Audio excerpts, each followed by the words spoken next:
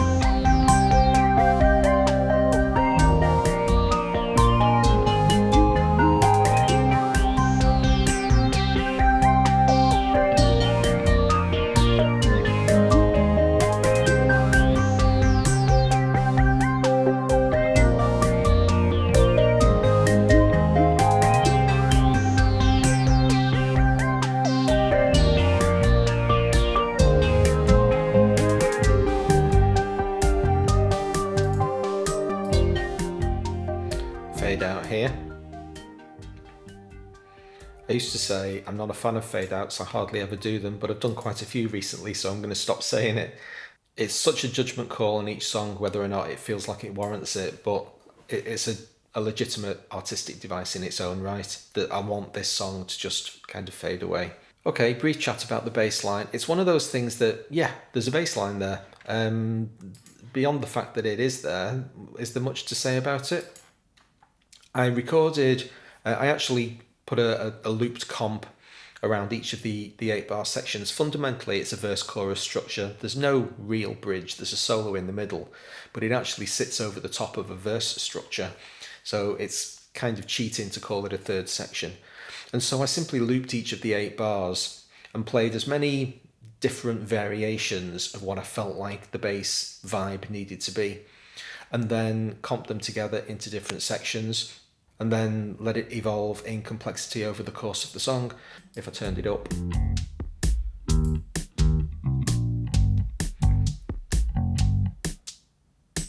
there's lots of space, lots of open.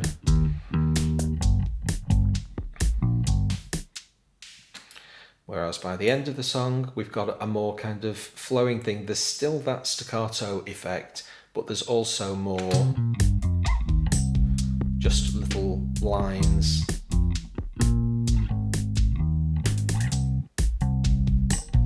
I don't think I've applied any effects to that yet. No. There was a compressor. I put the CS2 compressor onto the bass itself as it was going in. Even though it's a guitar compressor, I use the CS2 on the bass quite a lot. It's just such a wonderful pedal. I just don't feel inclined to buy a dedicated bass compressor. Aside from that, nope, just straight clean into the amp, and then that's basically what you've got. The solo, as I say, I've recorded a very in-depth video describing exactly how that process. In fact, I actually do it live. This bubblehead sound. I was actually thinking to myself as the song was playing then whether or not it would be good to skip over the first part of this and have it repeated on both response sections of the vocal. The vocal is split into 2 sections. The first half is fundamentally G Phrygian, and even though C minor is the same notes as G Phrygian, it has a completely different feel.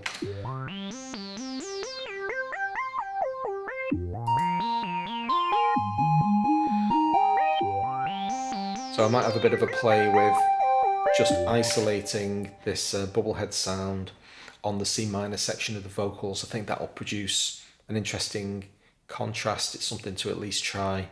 I listened very carefully to the rhythm of the entire thing, which up until now was pretty vanilla stuff. These rhythms are almost stock. When I got to the end of the solo, however, I wanted a little bit more embellishment. So in this second half where you can see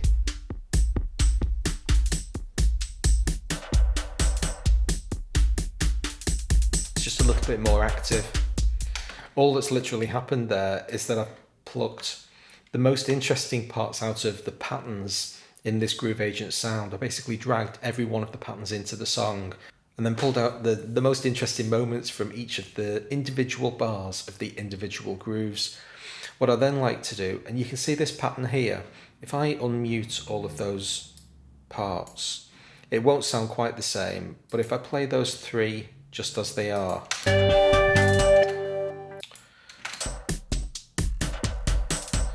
what you're hearing there is multiple patterns laid over the top of each other.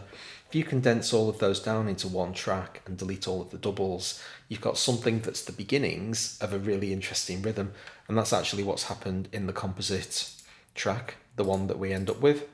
I have this function called delete loose doubles, which basically does a quantize of the entire thing, then removes the doubles and then unquantizes, so that if you've got any groove about these notes, see if I select one of the notes, it's not exactly on the beat. The groove actually has kind of internal timing to it, but that doesn't work if you want to delete doubles. Both of the notes have to be exactly the same point.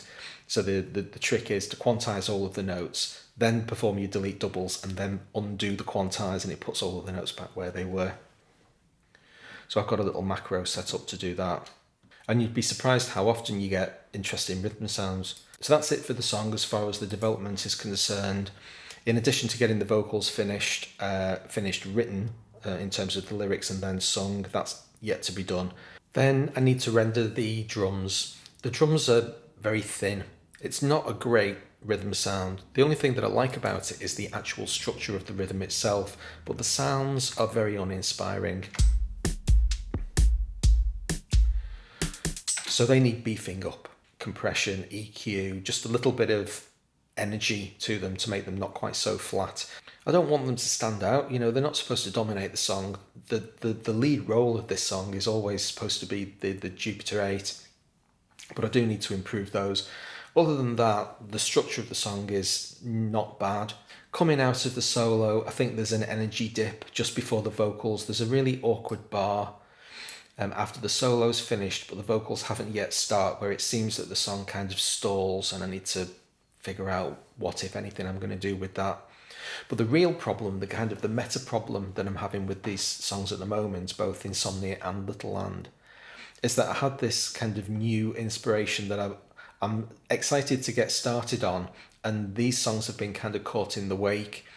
And the new thought is that I want to set about to try to write a more consistent long piece of music.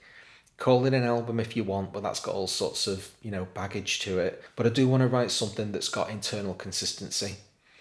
The poster child for me, the album that is really inspiring me on to greater things, is Hounds of Love by Kate Bush. The second half of that album is one of my all-time favourite pieces of music. It's called The Ninth Wave, and it takes up the entire second half of what, in LP terms, it was side 2. And it's just the most incredible thing.